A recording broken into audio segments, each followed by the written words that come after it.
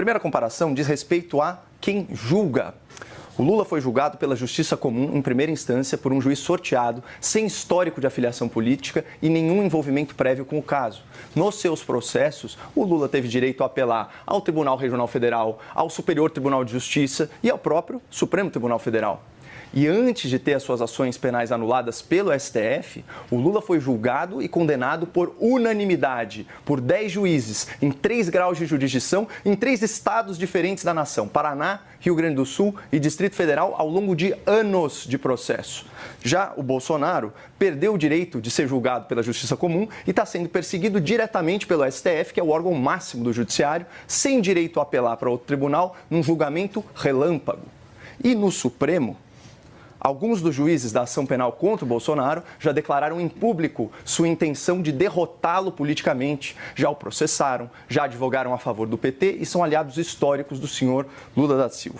A segunda comparação diz respeito às provas do processo. No caso do Lula, implicado no escândalo do Petrolão, havia múltiplos delatores que eram réus confessos e denunciaram aí uma série de vantagens indevidas recebidas pelo petista.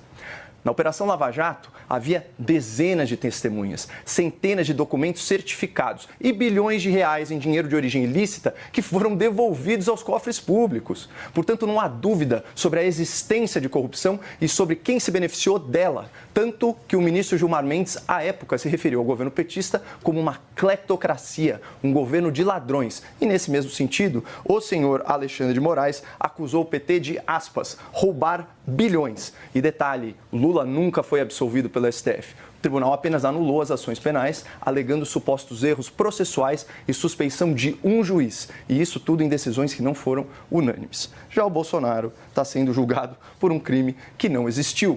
A tentativa de abolição do Estado de Direito e também a tentativa de golpe de Estado exigem conduta violenta, exigem coação de pessoas. E como eu disse antes, não tem nenhuma prova de que o Bolsonaro tenha participado ou ordenado ações violentas. Pelo contrário, as provas mostram que ele não foi persuadido a tomar medidas antirrepublicanas. Trocou o comando das Forças Armadas antes mesmo da posse do novo governo e estava no exterior, hospitalizado, quando houve a baderna do 8 de janeiro.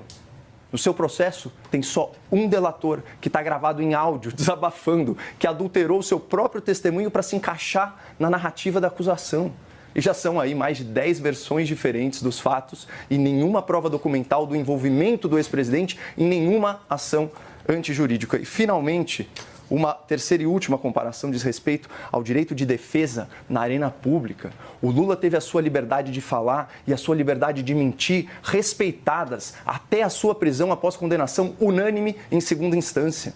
Ainda assim, o Lula manteve ativas as suas contas nas redes sociais e, do cárcere, participou da coordenação política da campanha eleitoral fracassada do PT em 2018. Já o Bolsonaro, eu já estou terminando, está em prisão domiciliar, sem direito a receber visitas não autorizadas pelo STF, impedido de usar o seu telefone celular e as suas redes sociais. Então, é uma verdadeira sanção de mordaça antes mesmo do seu primeiro julgamento. Portanto, Ju, existe sim comparação entre os dois casos e essa comparação escancara a diferença escandalosa de tratamento entre Lula da Silva e Jair Bolsonaro.